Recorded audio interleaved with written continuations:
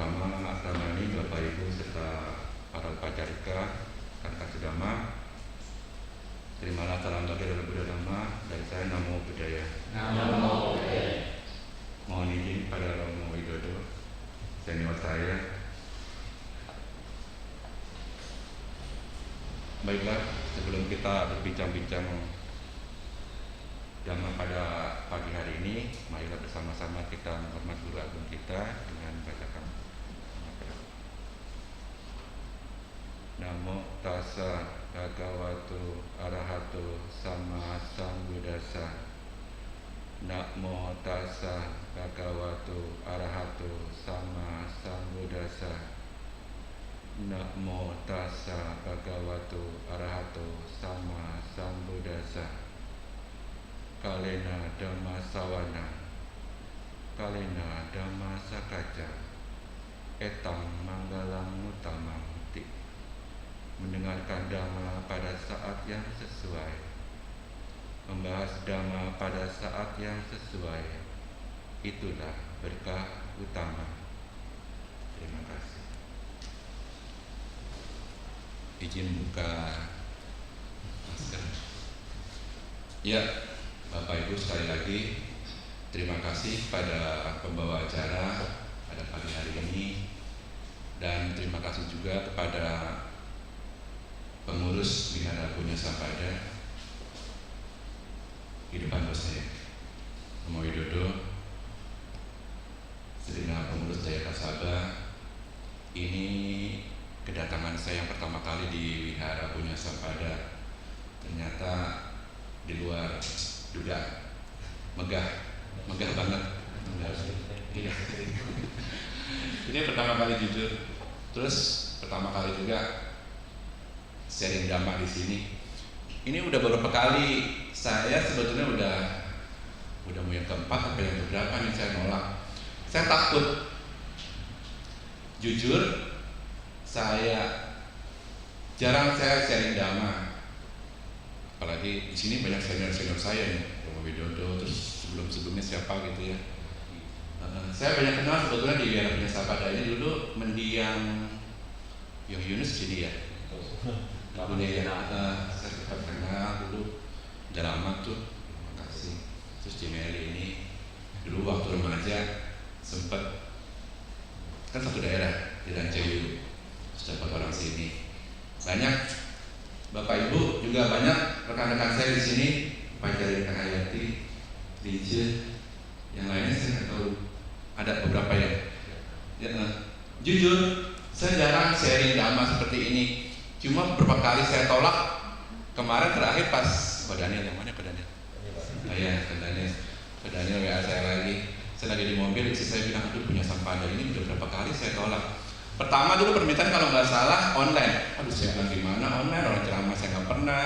Online udah saya tolak. Terus yang kedua kalau nggak salah, udah saya bilang nggak libur ya kebaktiannya. Saya bilang udah next aja. Nah kemarin saya mau tolak lagi, aduh gimana ini? Ya udahlah saya bilang beraniin diri aja sambil belajar diskusi Dhamma. Bapak Ibu rekan-rekan sedama sekalian, sekali lagi saya bukan mahir dalam berdhamma di sana, tapi saya tetap belajar. Jujur, sekali lagi, setiap saya ada permintaan sharing Dhamma itu stres, mikirin apa yang mau diceramain, bingung saya. Terus bagaimana cara menghadapi audiens begini? Terus kemarin saya tanya pada bulannya umatnya berapa? 15, Pak, aman nih, sedikit. Ternyata penuh. Jujur. Tapi di sela-sela, kadang-kadang saya bikin itu, di sela-sela itu ada quotes yang saya dapat. Kalau kita tunggu sempurna untuk menginspirasi orang, katanya itu nggak jalan-jalan gitu loh. Kalau kita tunggu sempurna, akhirnya udah jalan aja lah. Ya udah, dengan memberanikan diri, saya mohon izin kita diskusi Dhamma pada pagi hari ini ya. Kita sharing aja. Judul yang akan kita bahas pada pagi hari ini itu happiness maker. Canggih sih bahasa Inggris. Sebetulnya sih seperti judul tadi tuh bahagia sejati ya, pembuat kebahagiaan. Ini kemana nih? Oh, ya. Bapak Ibu, karena baru pertama kali saya datang ke sini, kita kenalan dulu. Ada beberapa yang kenal, tapi ada juga yang belum. Saya upacarika Ongsan. Jadi di Magabudi itu kalau upacarika sebetulnya nggak boleh dipanggil Romo. Yang Romo ini di depan saya. Saya upacarika Hayati, upacarika Nice itu masih upacarika juga. Suhandi ya, sorry saya. Iya, kita upacarika sepakat kita nggak boleh panggil Romo. Belum Romo. Jadi panggilnya kalau nggak Pak, kok Bos. Mudah-mudahan jadi bos. Jadi bos. Asal iya itu dia, jangan panggil Romo. Selama ini saya baktian di Wihara Punya Karya, hampir sama ya namanya dengan sini, Punya Sampada. Saya bekerja saya orang kontik. Jadi kalau ceramah sebetulnya nggak bisa, kalau hitung-hitung saya bisa. Terus di perusahaan pakan ternak di CPI Jakarta, saya statusnya sudah menikah dengan 3 orang anak. 3 orang istri.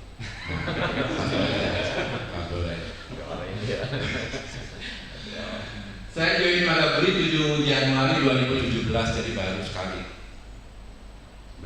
Makanya saya bilang ceramah aja bisa dihitung dengan jari. Takut saya kalau ceramah. Ya, jujur berat banget sih pakai baju kayak gini, Bapak Ibu. Baju kuning berat banget. Tapi saya pikir ambil positifnya, kalau kita mau berbuat baik mungkin ini bisa jadi rem bagi kita. Sepakat ya Bapak Ibu. Kadang-kadang jujur saya kalau baca Parita Kematian juga kadang masih risih gitu, takut gitu. Kok saya takutnya begini, kok begitu, kok begini gitu. Takut begitu. Tapi jujur bisa mengerem. Jadi kalau kita mau agak yang melenceng-melenceng dikit, gue kan ini gitu, gue kan bajunya kuning gitu kan, itu bisa. Jadi bagi rekan-rekan mungkin yang mau join di Magabudi, kita welcome ya. Kebetulan kemarin ada beberapa juga yang ikut, masih yang belum lolos, Cimeri jangan berkecil hati, next bisa ikut lagi yang lain. Kalau sah dengan Magabudi ya, kalau kita mau berbuat baik, mau mengabdi, mungkin boleh. Pengalaman kerja saya nggak banyak. Saya itu dia dari kecil saya aktif di Wihara Punya Karya. Jadi sempat 2 kali masa berada saya ketua umum di yayasan. Terus sekarang diserahkan sebagai ketua badan pengawas. Saya mengawasi orang-orang yang di yayasan. Keren sih. Terus di Magabudi saya terpilih menjadi kabid internal di PD Magabudi Banten sampai tahun 2023 nanti selesai. Mudah-mudahan cepat berakhir. Terus kita di Wihara Punya Karya itu, di Yayasan Punya Karya itu kita mendirikan sekolah. Jadi dari sekarang dari KB, TK sampai SD kita udah punya. Mungkin punya Sampada nanti siapa tahu tanahnya di depan itu bisa dibeli, bikin TK, bikin SD itu. Ya, harus dipikirin. Nah, kalau kita punya sekolah kayak sekarang banyak lowongan sebetulnya kita cari guru agama Buddha, bukan guru agama Buddha, guru yang beragama Buddha tapi dia ngajarnya pendidikan umum, misalnya guru bahasa, guru matematik, guru apa gitu, tapi yang beragama Buddha itu susah. Nah, kita itu sekarang masih cari guru musik, guru olahraga, itu susah banget. Itu sih tantangannya. Jadi saya mengajak para penulis semangat, kalau perlu bikin sekolahan, jangan lagi bikin wihara udah banyak kan, nanti kosong wiharanya, bikin sekolah. Di sekolah itu bisa kebaktian juga kan, kelas itu bisa dijadikan, jangan salah kalau menurut saya sih begitu. Dan ada bantuan pemerintah sekarang, 1 siswa itu bisa 600.000 per anak, lumayan. Ya itulah perkenalan saya. Ya Bapak Ibu, waktu kemarin saya pilih apa, saya sempat bingung apa yang akan dibawakan ya. Kalau Dhamma terus terang saya juga nggak terlalu canggih lah. Akhirnya saya pikir, oh iya, semua orang yang mengharapkan ini kebahagiaan. Jadi pagi ini kita bahas masalah kebahagiaan. Bapak Ibu, kalau kita ditanya atau kita punya harapan setiap ulang tahun segala macam, tujuan hidup kita pasti salah satunya adalah bahagia.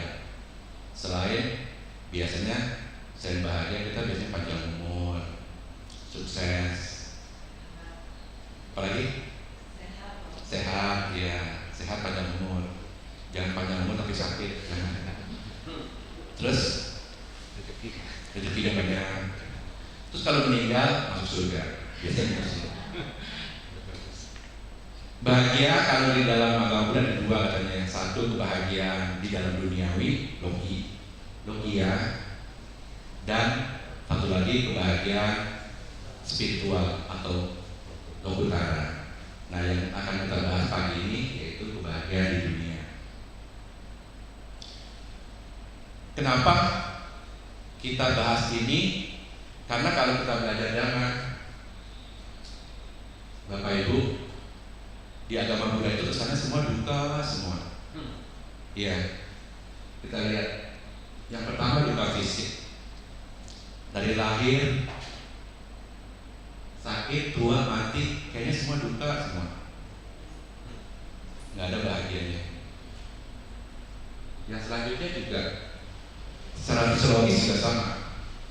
Sedih, kadang-kadang tangis, hampir setiap hari kita alami. Derita fisik dan batin, berkumpul dengan yang tak disukai. Ini berat banget nih. Kalau kita punya musuh, kayaknya ketemu terus, perasaan ketemu terus, di sini ketemu, di wihara ketemu, di sana ketemu, di mana ketemu. Ini bikin kita menderita banget. Terus berpisah dengan yang disukai, keluarga kita, anak kita, orang tua. Tak memperoleh yang diinginkan, itu juga penderitaan. Nah, yang terakhir adalah secara esensi perpaduan 5 unsur badan kita juga itu duka, rupa dan nama dan rupa. Tapi banyak orang yang bilang bahagia itu simple. Jadi di media sosial kumpul-kumpul terus foto katanya bahagia. Bahagia itu simple, cekrek gitu, langsung udah seketika itu bahagia. Nah, kita akan bahas bahagia itu kayaknya simple, sulit, susah didapat, apa seperti apa. Dengan fenomena seperti ini, ada satu quote, hanya dengan selalu menyimpan perasaan bahagia maka hidup Anda tidak akan merasa menderita. Kalau kita dari statement seperti ini, dari tadi fenomena duka yang tadi, kita harus berusaha supaya kita bahagia. Tidak sesimpel yang dibayangkan yang cekrek tadi di medsos.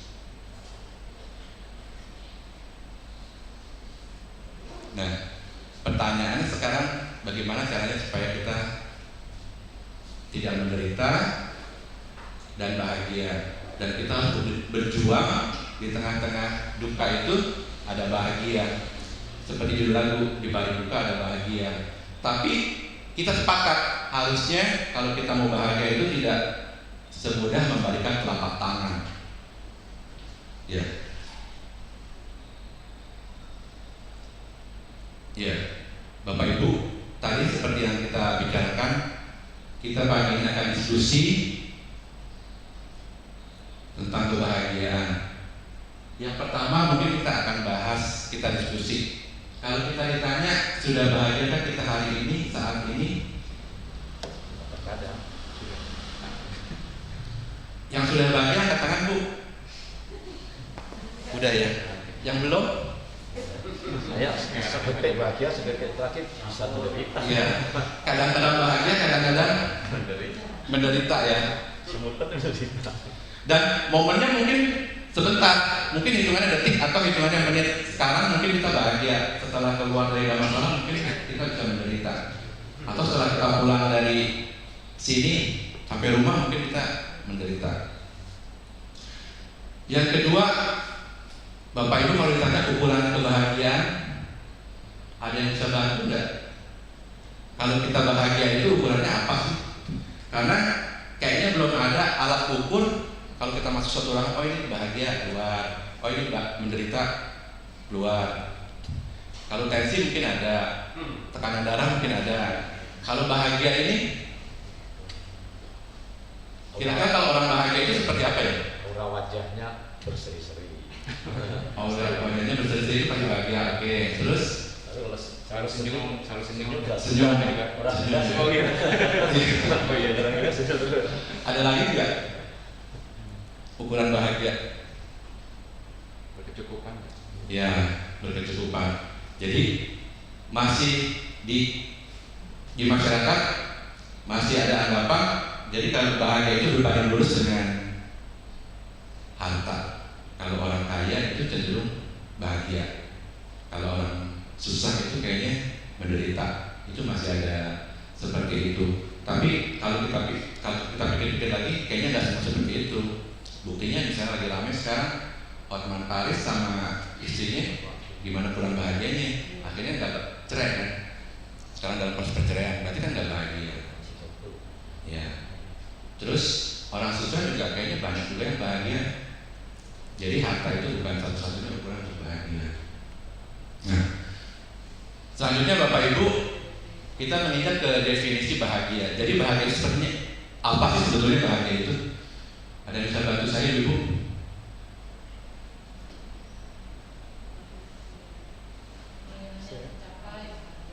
Kenapa sih?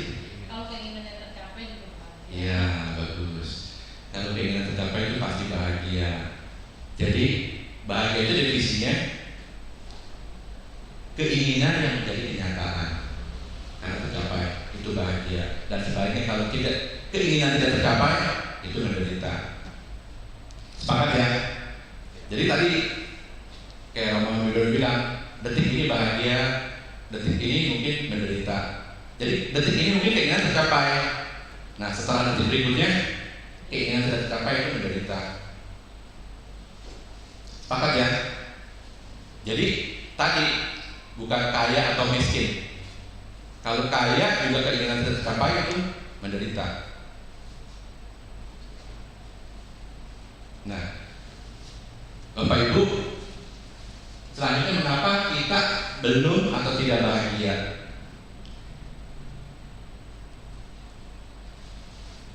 Ada yang belum bahagia kan sekarang kan?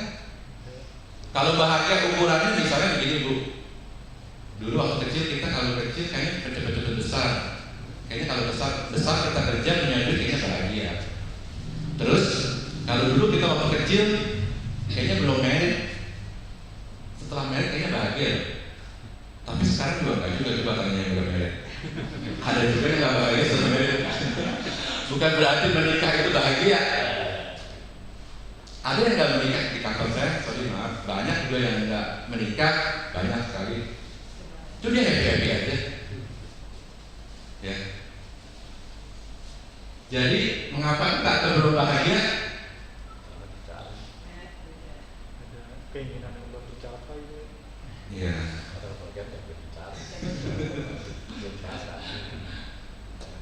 Karena mungkin mengapa kita belum atau tidak bahagia? Karena terlalu banyak keinginan sih sebetulnya. Tapi mungkin nggak kita hidup tanpa punya keinginan? Kan nggak mungkin. Ya. Nah ada detiknya. Nah, Bapak Ibu, ini ada statement bahagia dulu baru bersyukur, atau bersyukur dulu setelah itu kita bahagia. Yang pilih yang pertama, bahagia dulu baru bersyukur siapa? Sepakat ya? Bersyukur dulu baru bahagia. Kenapa sih? Bersyukur dulu baru bahagia. Mengurangi keinginan berarti kalau bersyukur dulu. Gitu ya. Ya berarti mengandalkan keinginan. Oke. Nah, selanjutnya kesenangan sama kebahagiaan beda apa sama? Beda. Yang jawab beda siapa? Bu. Bedanya apa, Bu? Kesenangan sama kebahagiaan bedanya apa? Tadi dia bilang aja. Bedanya apa?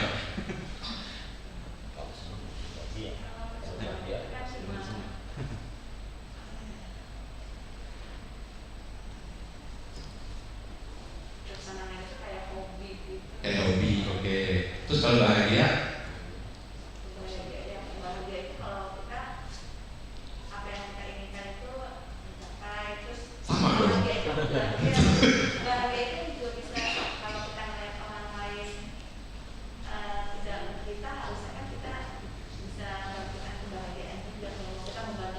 Iya, siap. Itu kesenangan sama Kesenangan membuat happy ya. Oke, kalau kesenangan katanya gini, kita kesenangan itu terimanya dari luar. Kita memperoleh, misalnya kita terima kado, terima ucapan, terima apa. Pokoknya objeknya dari luar itu kita terima itu kita senang. Nah, kalau bahagia itu banyak dari dalam. Kita memberi, tadi memberi, membantu orang segala macam. Ya. Next. Nah, ini dia topik bahasan kita pada hari ini. Kita akan membahas pencari dan pembuat kebahagiaan. Kalau kita tadi nyimak, ini ada bedanya nggak sih pencari? Kita ini pencari kebahagiaan atau pembuat kebahagiaan? Sekarang masih mencari. Cari ya. Sekarang masih mencari. Tadi lagunya ngepas tuh. Kita mencari kebahagiaan sejati, adanya di relung hati, di dasar jiwa yang suci. Saya bilang kok ini lagunya ngepas banget dengan topik hari ini. Sepakat ya kita mencari ya? Kalau sekarang masih mencari. Masih mencari. Ibu sepakat ada yang membuat kebahagiaan? Harusnya memang membuat. Harusnya membuat, tapi semua sekarang mencari ya. Tarafnya masih mencari. Ya. Bedanya mencari sama membuat apa nih? Ya beda. Kalau mencari dari luar sumbernya, kalau membuat berasal dari dalam. Ya, pinter. Bapak Ibu, kalau kita mencari kebahagiaan itu di luar, menurut Romo Widodo. Kalau kita mencari itu di luar, karena kita mencari kan, di luar diri kita. Kalau kita membuat itu di dalam. Tapi topik kita pagi hari ini, kita akan menjadi master chef membuat kebahagiaan. Kenapa kita membuat kebahagiaan? Karena simpel banget, ada di dalam diri dan seketika kita bisa usahakan. Tapi kalau mencari itu susah.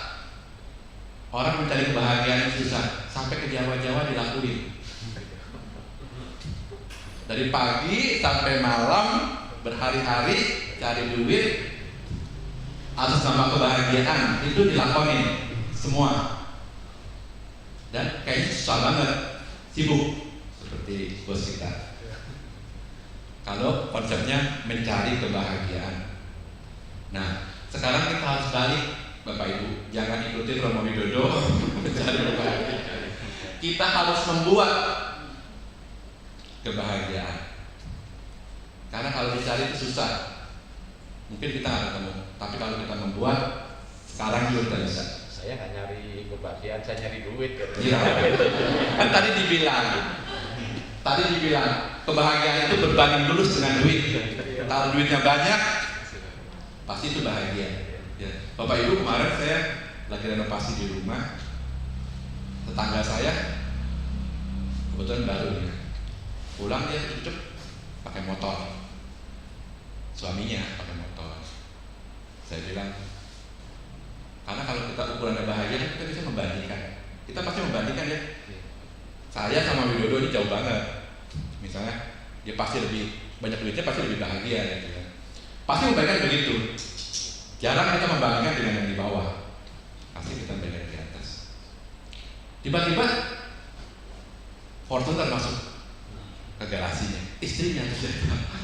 Nah, kita berpikir pasti dia lebih bahagia dari kita kan, lebih bahagia dari saya gitu kan. Karena mobilnya udah Fortuner segala macam. Nah, itu masih seperti itu. Stigma kita masih seperti itu. Meskipun tadi kita sama-sama sepakat bahwa kebahagiaan tidak berbanding lurus dengan duit yang dicari oleh Romo Widodo. Ya. Oke, Bapak Ibu, kita sekarang belajar untuk membuat kebahagiaan. Sepakat kita jangan mencari kebahagiaan. Jadi kebahagiaan tak perlu dicari, tapi dimulai dari menata hati. Hatinya harus ditata. Saat hati tidak lagi terbelenggu keserakahan dan tahu puas diri, itulah bahagia. Itu yang pertama.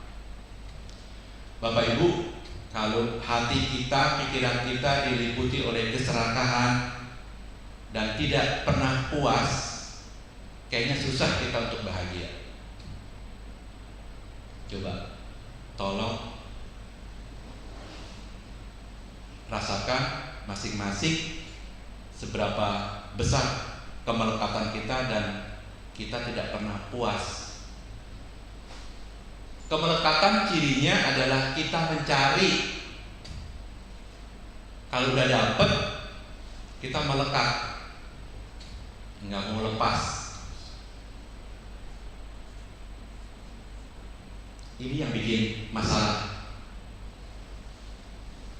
Syukur-syukur sih dapat. Kalau nggak dapat kita bisa stres.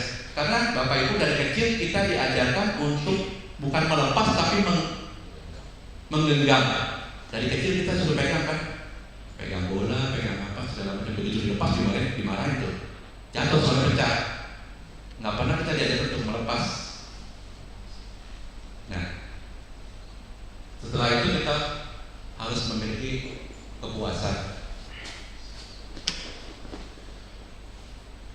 Puas dengan apa yang telah kita miliki, sehingga tidak menginginkan milik orang lain.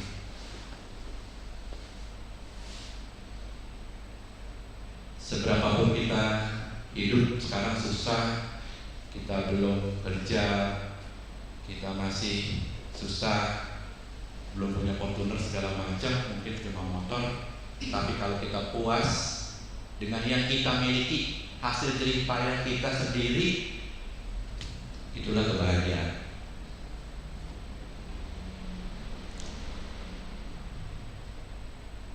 Dalam kehidupan nyata, kepuasan dianggap kurang begitu penting. Apalagi kita yang hidup dalam era modern seperti ini, selalu dituntut untuk memuaskan keinginan. Padahal keinginan sesungguhnya tidak ada habisnya, semakin dikejar justru semakin jauh. Bapak Ibu, kalau kita menurunkan keinginan, itu tidak ada habisnya. Boleh percaya, dulu pengalaman, dulu setiap hampir seminggu sekali saya ke mall, Bapak Ibu. Setiap hari ke mall, sebetulnya cuma mau main aja sih sebetulnya. Tapi setelah keluar dari di dalam mall itu semua barang kayaknya lapar, mata lapar, masuk tiba-tiba penuh keranjangnya. Yang kita nggak butuh juga kita beli. Akhirnya setelah kita punya pikir-pikir, kalau begini, karena itu penghasilan kita nyusut kan lama-lama kan, itu tagihan kredit itu numpuk setiap minggu ke mall. Apa yang nggak belum terbeli, yang nggak kita butuh belum terbeli. Akhirnya sekarang kita udah bisa ngerem, mungkin ke mall, apalagi sekarang lockdown, enak nih lockdown nggak boleh ke mall. Kata teman saya, wah gaji itu utuh dong, nggak ada tempatnya perubahan. Setelah, nah hati-hati Bapak Ibu, nafsu keinginan itu tidak pernah habis. Dalam nama pada nafsu keinginan tidak pernah terpuaskan meskipun oleh hujan emas. Orang bijaksana memahami bahwa nafsu keinginan memang membawa sedikit kepuasan, namun akan lebih banyak membawa penderitaan. Dalam pada 186. Sepakat ya. Pertama, mengurangi keberkatan. Kedua, kita harus membuat diri kita memiliki kepuasan. Nah, yang selanjutnya, keinginannya diredam. Jangan terlalu banyak punya keinginan. Karena keinginan itu kurang lebih seperti kalau kita lari di atas treadmill, makin kencang itu makin capek, nggak ada habisnya.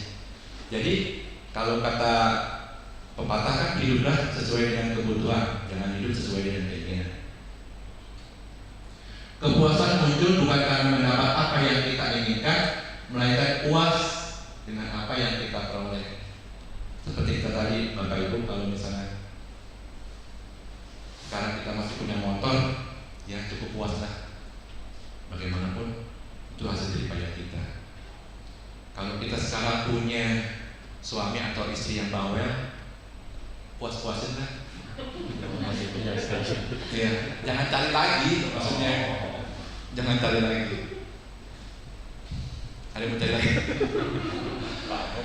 Terkadang orang merasa tidak puas karena dia selalu membandingkan dengan yang di luar. Nah, ini dia. Rumput tetangga lebih hijau. Makanya saya bilang, kalau kita membandingkan jangan yang lebih tinggi. Jangan saya membandingkan dengan Nomor Widodo, nanti nggak puas. puas-puas. Ya.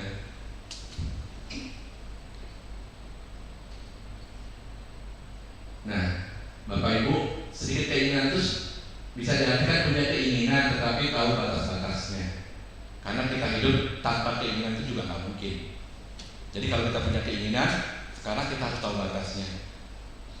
Ya pertimbangan mungkin untung rugi, perlu apa tidak, segala macam. Baik buruknya, kemudian apakah itu pantas atau tidak dilakukan. Kemudian tahu seberapa besar kemampuan yang kita miliki. Jadi jangan lebih besar pasang daripada dia.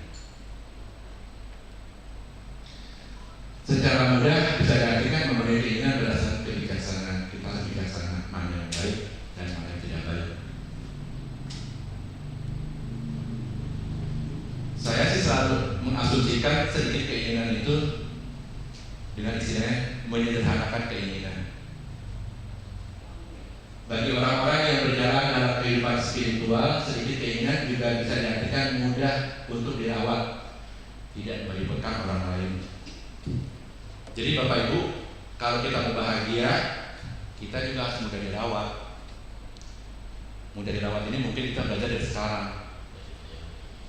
Jangan tunggu tua, kita sakit, nanti kita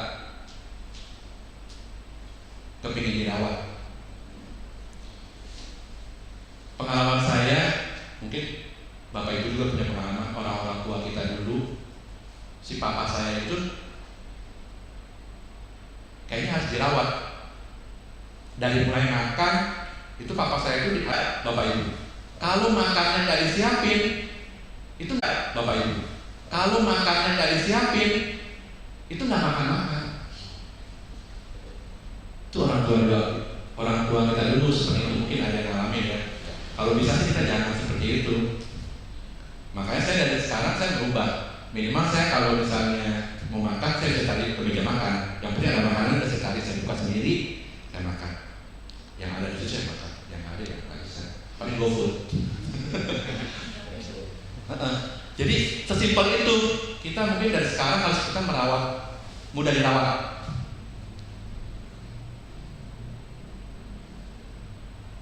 Jadi mama saya kalau mau pergi susah banget, susah tinggalin si papa ini. Karena kalau nggak disiapin nggak makan. Paling kalau mau pergi lihat waktunya nih, siapin dulu, pergi. Sampai sekarang, apalagi sekarang sakit, wah, tambah repot. Itu bikin stres. Gimana kita mau bahagia? Dengan demikian maka akan mudah untuk membantu ketenangan batin kalau kita mudah dirawat.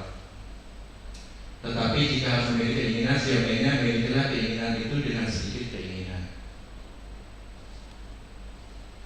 Sedikit keinginan itu adalah hal-hal yang membantu menuju kesempurnaan batin sehingga mampu menyiapkan lomba dosa dan amal.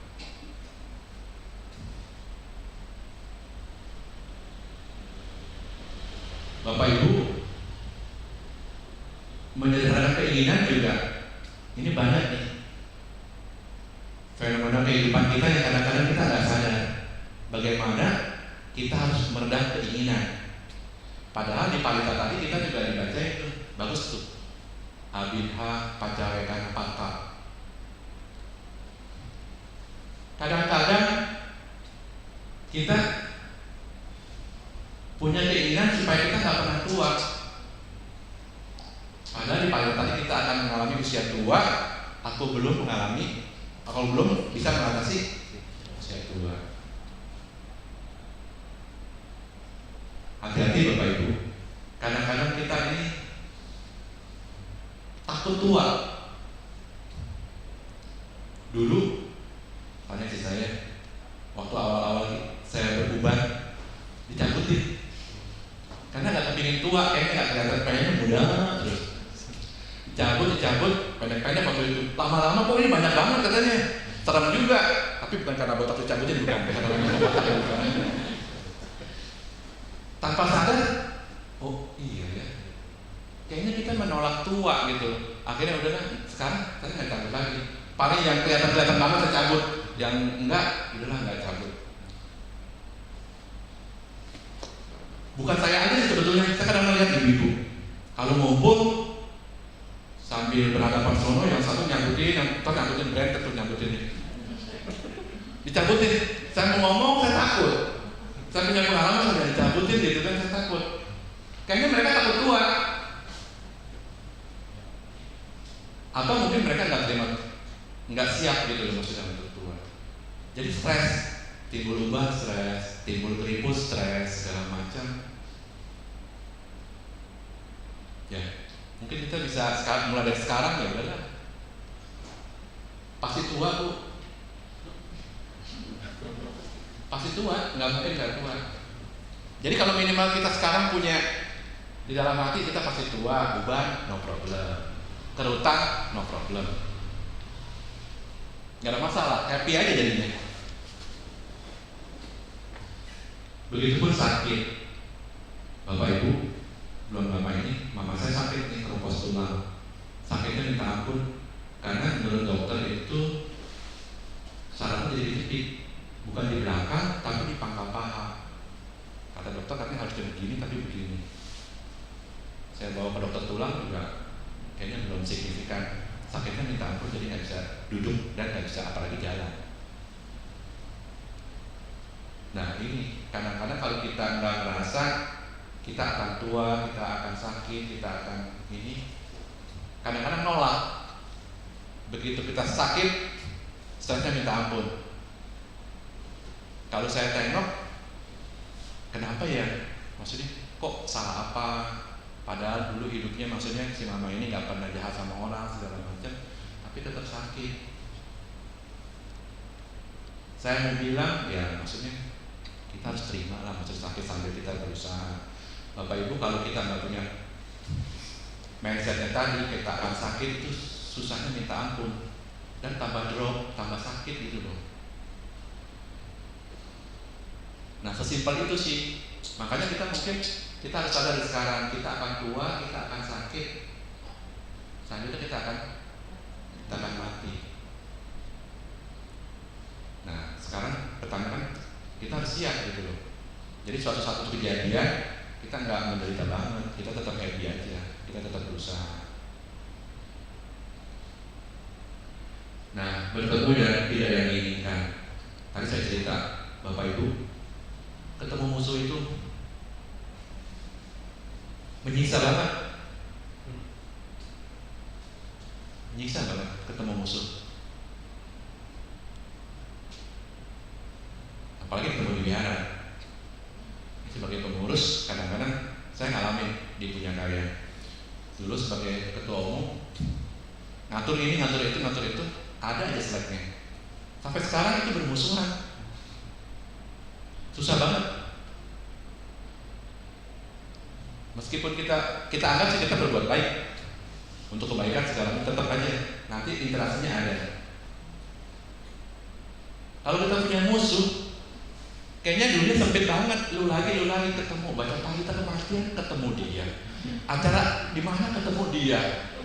Padahal saya dalam hati udah kan tadi kita berhubungan dengan karma kita sendiri segala macam. Maksudnya kita udah ngaku kayaknya dalam hati ini salah nih.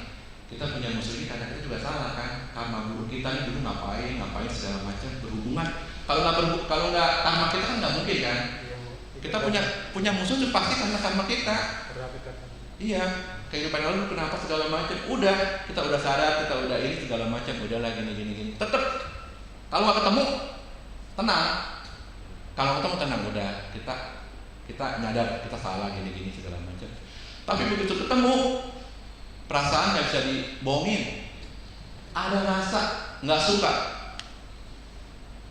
Meskipun kita udahlah, kita mendoakan kadang-kadang meditasi udah kita berdoa. Kadang kita kalau meditasi doakan musuh segala macam gini segala macam. Tapi begitu ketemu panas lagi. Kita capek nenangin diri kita pengen normal seperti biasa aja, itu susahnya minta ampun. Jadi kita nggak happy kalau ketemu. Padahal kita pengen happy, pengen cuek aja, udahlah masing-masing aja. Susah, Bapak Ibu. Apalagi berpisah dengan yang cintai, itu juga menderita. Dan sekarang kita harus prepare. Selanjutnya, kalau kita mau bahagia, kita harus bersyukur. Selain mengurangi kemelekatan, kita merasa puas, sedikit keinginan.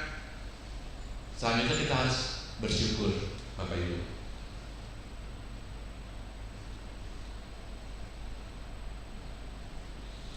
Bersyukur kita masih bisa kumpul, tidak masalah yang megah ini.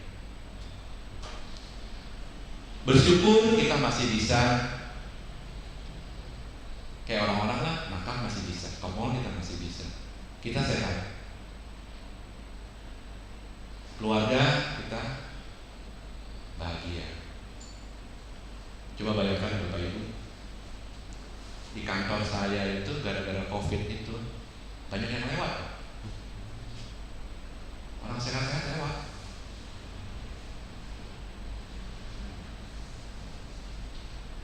Ada orang Makassar, dia aslinya Lampung, ditugaskan di Makassar. Di Makassar itu gak ada siapa-siapa, cuma suami istri, anaknya 3 kalau nggak salah. Suaminya berapa hari di rumah sakit lewat, istrinya ke rumah sakit, untung gak lewat. Anaknya yang rawat siapa? Teman-teman kantornya. Kalau cepat COVID, terus dikubur. Katanya kuburannya itu banyak sekali. Dia pulang ke Lampung, istrinya nanti yang dikhawatirkan begini, nanti dia mau jenguk suami itu udah gak ketahuan tuh di mana kuburnya, karena udah ada tahuan. Kan nggak boleh kalau jadi kan ada dibongkar, ada itunya ketahuan. Ini nggak ada, cuma dikasih kayu, nanti kena hujan lewat. Bersyukur kita masih sehat.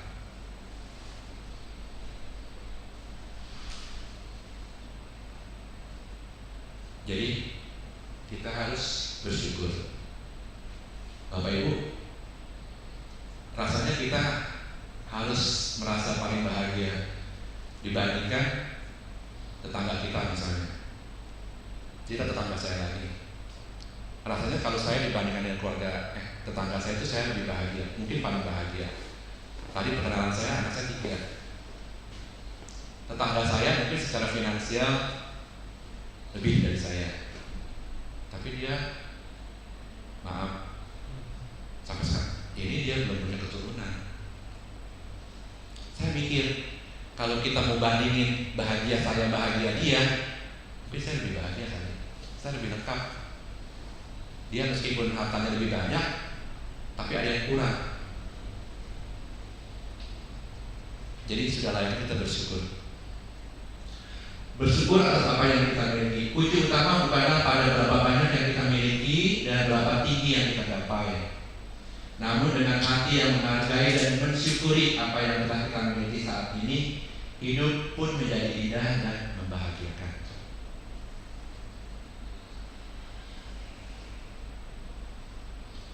Tak ada kata cukup dan puas bagi yang tidak tahu bersyukur. Jadi kita gak ada cukupnya Bu kalau kita tidak pernah bersyukur. Yang ada hanya rasa dahaga dan lapar, selalu merasa kurang tanpa akhir. Terlalu banyak yang diinginkan, yang mau dimiliki dan yang mau digapai. Kalau mampu sih gak apa-apa. Saat satu keinginan tercapai, maka akan muncul keinginan yang lain. Jadi Bapak Ibu, katanya keinginan itu tidak pernah tercapai. Jadi kalau satu keinginan sudah tercapai, dia mau 2 keinginan. Setelah 2 tercapai, dia mau 3 keinginan. Nggak ada habisnya. Kalaulah demikian, mana mungkin hidup kita bisa indah dan bahagia. Ya, simple kita buat kebahagiaan. Nah, yang selanjutnya kalau kita mau bahagia, kita harus positive thinking. Posting, jangan netting katanya. Positive thinking, jangan negative thinking. Tambahkan pikiran positif di setiap pikiran negatif yang muncul. Bapak Ibu, kadang kita nih yang normal, kalau lihat orang berbuat baik, itu kadang-kadang kita tuh netting, negative thinking. Kita Itu yang parah sebetulnya. Harusnya yang normal itu dia berbuat baik, kita positive thinking. Tapi sebagian dari kita kebanyakan negative thinking. Jadi pengurus punya sampah ada, Romo Widodo pasti ada maunya tuh. Kita udah negative thinking duluan. Harusnya kita positive thinking. Oh, Romo Widodo jadi ketua Dayakan, bisa bangun sebelah. Kita harus positif. Nah, ia tidak melihat suatu keadaan dari segi buruk, melainkan justru dari segi baik. Susah banget nih Bapak Ibu. Kita harus lihat semua dari sisi positifnya, nggak boleh kita negatif. Ia tidak pernah berpikir buruk tentang orang lain, sebaliknya ia mencoba membayangkan hal-hal baik di balik perbuatan buruk orang lain. Nah, tadi kita orang berbuat baik, kita negatif thinking, itu mungkin gampang. Yang susah sekarang kita lihat orang berbuat buruk, tapi kita berprasangka baik. Susah loh.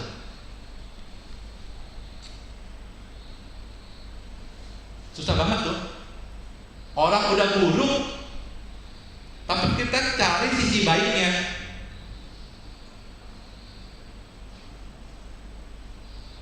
Kita belajar. Susah banget ini. Nah, positive thinking itu diperkenalkan oleh ini seorang Yunani pemaham patung. Dia selalu berpikiran positif. Apa yang dia pikirkan? Itu ya.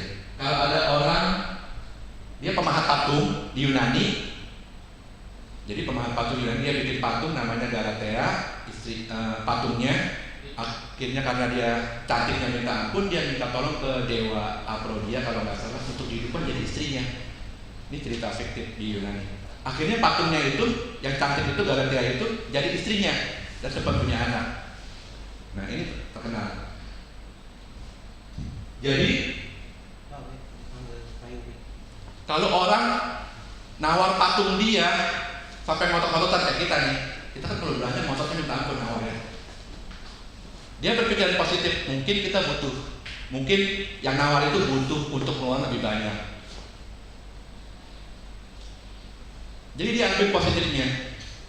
Yang selanjutnya, apabila lapangan di tengah kota becek, orang-orang ngomel, kok lapangan becek? Dia mikirnya apa? Untung lapangan yang lain gak becek. Paham ya Bapak Ibu? Selalu positif. Ini susah banget nih. Kalau kita mau bahagia memang susah sih. Bukan sesimpel yang tadi cekrek itu. Jadi kalau lihat teman Bapak Ibu, kalau lihat ibu-ibu yang nawarnya itu sampai jungkir balik, jangan berpikir tuh si itu pelit amat ya. Orang tukang yang udah susah bawa pikulan segala macam ditawar 1.000-2.000 aja sampai 2 jam itu nawar nggak beres-beres. Kita oh ya mungkin dia butuh beli yang lain. Kadang-kadang kita beli amat sih, nggak kasihan tuh tukangnya 2.000 aja nawar sampai 2 jam. Itu negatif thinking tuh. Ya, sepakat ya. Nah, posting ini agar membantu kita dalam Buddhis menjaga sati. Setiap saat kita sadar kita mau bahagia, tadi kita harus positive thinking, mengurangi kemelekatan, puas, gampang bersyukur.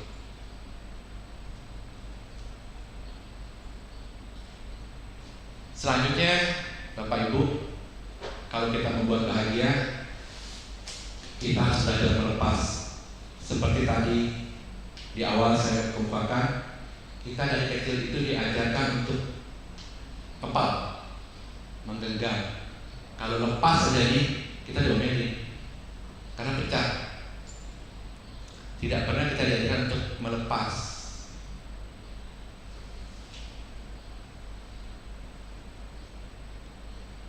Nah, sekarang kan kita sering belajar Dhamma. Udah banyak penceramah-penceramah yang hebat di sini mengajarkan kita untuk melepas. Salah satunya Yang paling gampang sih simpel melepas itu berdana. Melepas sebagian harta yang kita miliki. Karena kenapa? Berdana itu paling simpel, paling gampang. Karena orang kalau berdana itu cuma menyisihkan sedikit yang dia punya. Sepakat ya Bapak Ibu? Kalau dia punya 100, pasti paling dia dana 10. Kalau dia punya 5 juta, paling dia coba 100. Nggak mungkin 5 jutanya didanakan semua. Jadi gampang. Nggak mungkin dia mendanakan semua hartanya. Sebagian kecil yang didanakan. Jadi gampang, simpel banget. Nah yang susah itu, nah ini kita harus melepas seperti tadi, loba, dosa, dan moha, kekotoran batin. Kalau ada kemelekatan, kita lepas. Kalau ada kebencian, juga kita lepas. Susah banget Bu.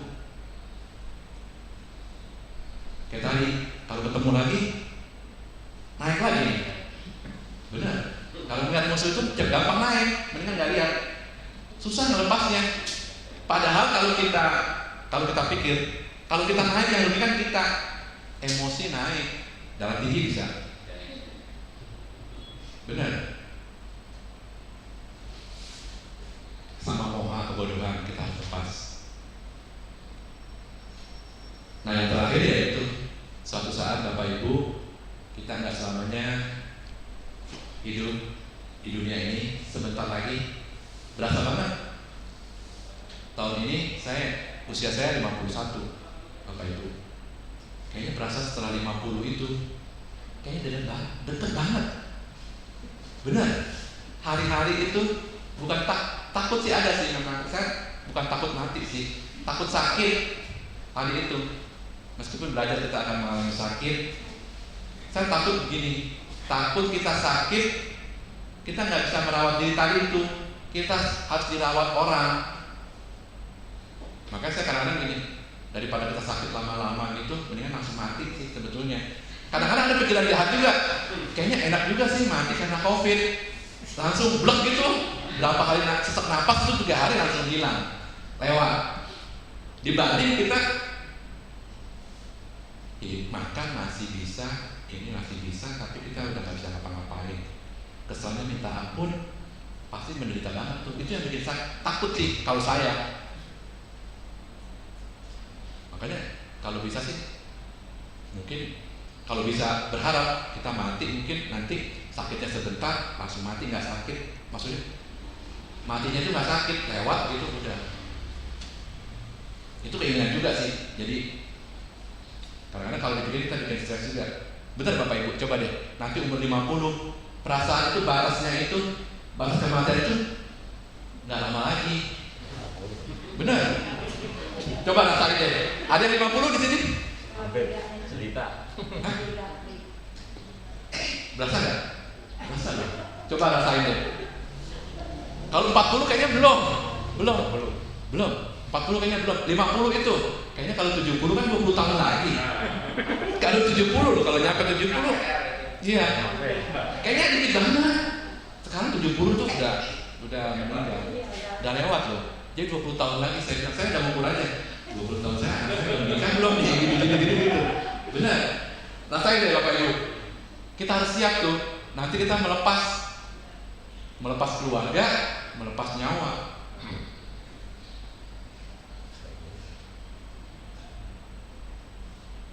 Ngeri banget. Benar. Bukan saya takut-takutin. Coba deh, umur 50, umur 40. Saya begitu umur 50, terus maksimal 70, 20 tahun lagi. Itu sebentar. Sebentar banget. Mau 100 tahun. Enggak. Tapi maksud saya kita harus siap melepas, siap sakit, siap menderita gitu. Apalagi nanti siap melepas nyawa. Ya mudah-mudahan. Nah selanjutnya Bapak Ibu, kalau kita mau bahagia katanya kita hidup saat ini. Hidup sekarang. Jangan tadi, jangan nanti, sekarang. Kalau kita mau happy. lalu adalah tempat untuk referensi, bukan tempat untuk menetap. Teruslah bergerak. Masa lalu tidak perlu dipikirkan karena memang sudah berlalu. Jika terus dipikirkan juga tidak bermanfaat, malah menjadi pikiran orang bisa sakit.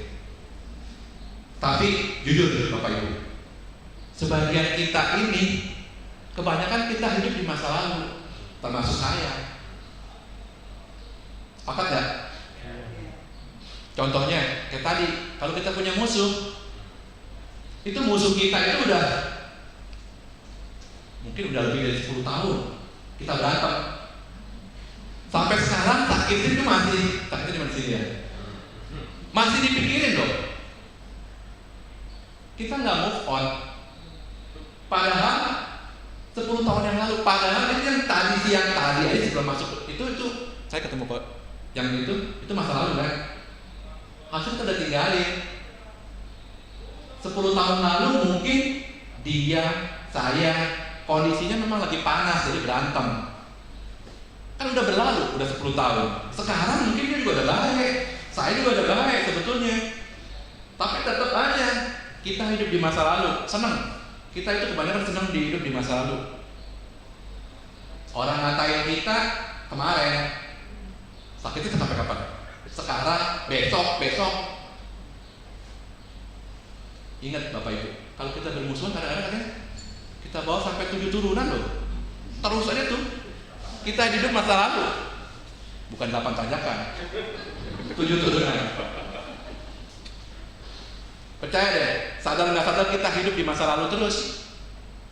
Di ngomong apa sakit, nggak bisa hilang. Besoknya nggak bisa hilang, ketemu lagi.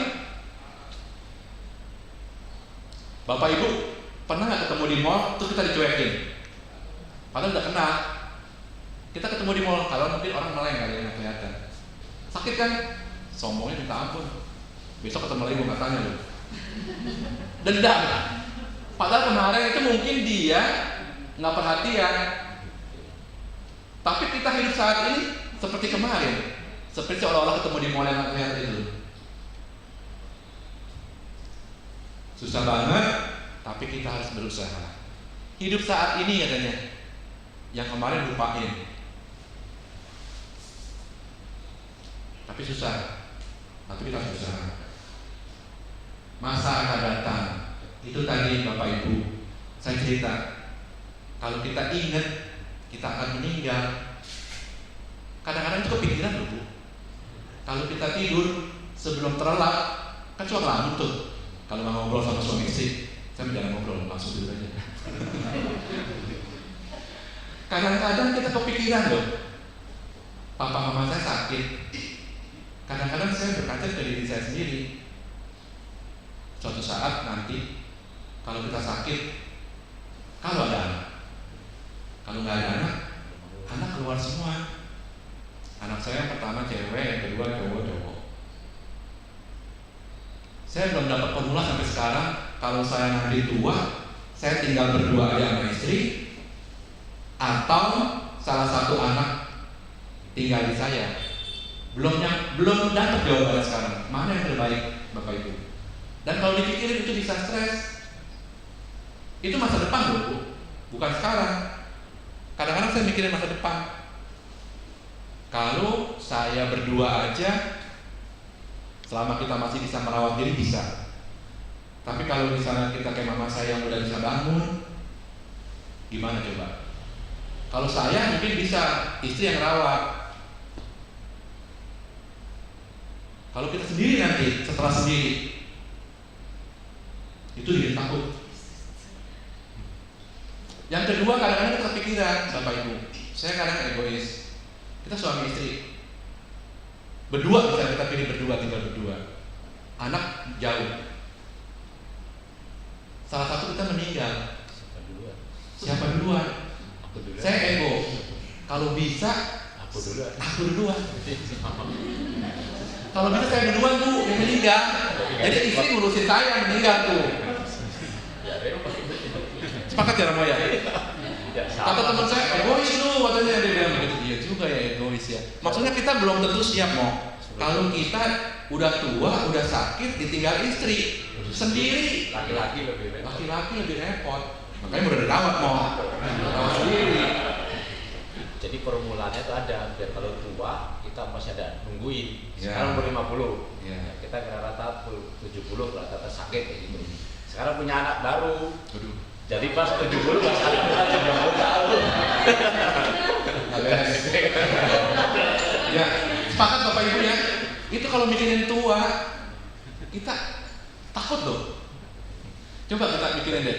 Pasti sama tiap orang. Nah, itu setiap orang mungkin sama. Pasti Terus ada ngomong. kalau saya milih tinggal sama anak, Belum tentu cocok. belum tentu cocok. Sama. Karena misalnya pilih anak cowok, mantu ini orang lain loh. Banyak kejadian Bapak Ibu mungkin punya mantu atau jadi mantu, belum tentu cocok sama mertua. Ribut mulu. Ya kan? Karena mantu atau mertua itu orang lain, ketemu udah besar. Ya, saya malah lebih galak bisa. Ya kan? Terus Terus kita pilih, oke lah, kita sama anak cewek. anak cewek saya lebih galak. Anak cewek gimana? Karena mamahnya sama anak cewek itu berantem seperti apapun ntar balik lagi. Iya. Kalau suami kan jarang banyak ngomong, kayaknya happy. Yo udah ketemu tuh Bu. Kalau kita pikirin stres, kayaknya udah beda berdua dulu deh. Sering ngobrol. Ya, itu yang bikin takut saya pribadi ya. Kalau matinya sih nggak takut, sakitnya itu yang nggak urusan itu yang takut. Terus mungkin kita nanti nggak siap. Kadang-kadang kita ditinggal orang yang paling kita sayangi, istri, suami, anak. Banyak loh Bapak Ibu sekarang, karena kalau kita meninggal itu bukan sarannya itu tua. Meninggal itu sarannya bukan karena sakit. Yang muda juga banyak yang meninggal sekarang. Teman saya Indra, temannya Cimi, gak lewat karena COVID, seumuran sama saya. Nah, kalau kepikiran bikin stres. Iya, ikut karma aja. Nah makanya itu kita hari ini sepakat, kita membuat bahagia itu. Nah ini hidup saat ini, jangan mikirin yang lampau, musuh nggak baik-baik, atau mikirin yang akan datang, mikirin meninggal, mikirin sakit, mikirin apa, stres kita. Oke, ya hidup di saat sekarang. Katanya paling berharga itu sekarang ini, saat ini. Momen seperti ini kita maksimalkan. Bahagia itu sederhana, ternyata sederhana, nggak susah. Kalau kita mau jalanin tadi, pejamkan mata dan nikmati momen saat ini juga. Syukuri apa yang sudah ada dan sudah dicapai. Kita harus bersyukur. Isi hidup dengan ketulusan, persahabatan dan semangat saling membantu. Hadirkan senyuman saat menghadapi berbagai situasi dan keadaan. Maka bahagia akan mengisi hati, hari dan hidup kita. Indah banget nih. Ya, harus menghargai. Kebanyakan orang bahagia karena dia bisa berdamai dengan pikirannya sendiri. Jadi Bapak Ibu kita harus tadi maintain pikiran kita. Udahlah, bersyukur, tidak melekar, keinginan disederhanakan. Hidup saat ini.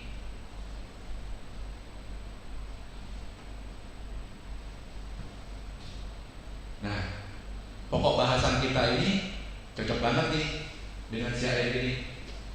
Dalam sultan, merasa puas atas yang dimiliki, mudah dirawat, tidak repot, bersahaja hidupnya, berindria tenang, penuh pertimbangan, sopan, tak melekat pada keluarga-keluarga. Dapat banget nih. Suta apa nih? Ya, karang yang kata suta.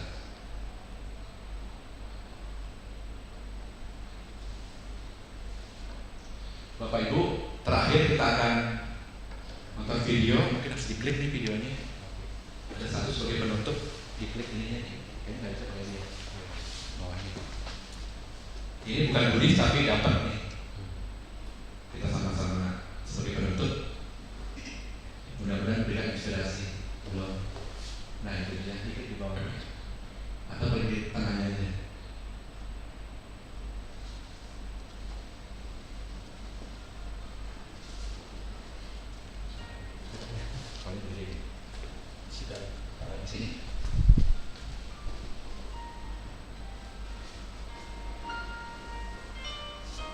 Pinjam.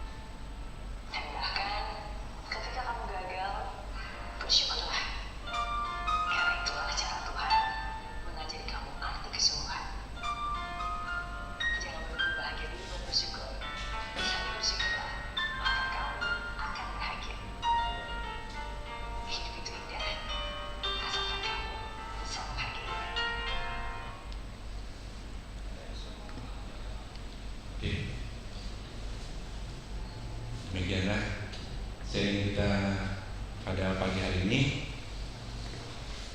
Kalau Bapak Ibu mendapatkan kebahagiaan semata-mata itu karena indahnya Dhamma. Kalau tidak mendapatkan, mungkin kekurangan saya dalam membawakan makanan pada hari ini. Sekali lagi saya ucapkan terima kasih kepada pengurus. Untuk mengakhiri, marilah kita bersama-sama melimpahkan jasa kebajikan kita pada pagi hari ini. Semoga dengan jasa-jasa kebaikan yang kita lakukan pada hari ini dan hari-hari sebelumnya melimpah kepada semua makhluk, tiada batas, tiada hingga, baik yang terlihat maupun tidak terlihat, yang berada di sekitar sini atau di alam-alam lain, yang kokoh dan kuat tanpa kecuali, yang panjang, besar,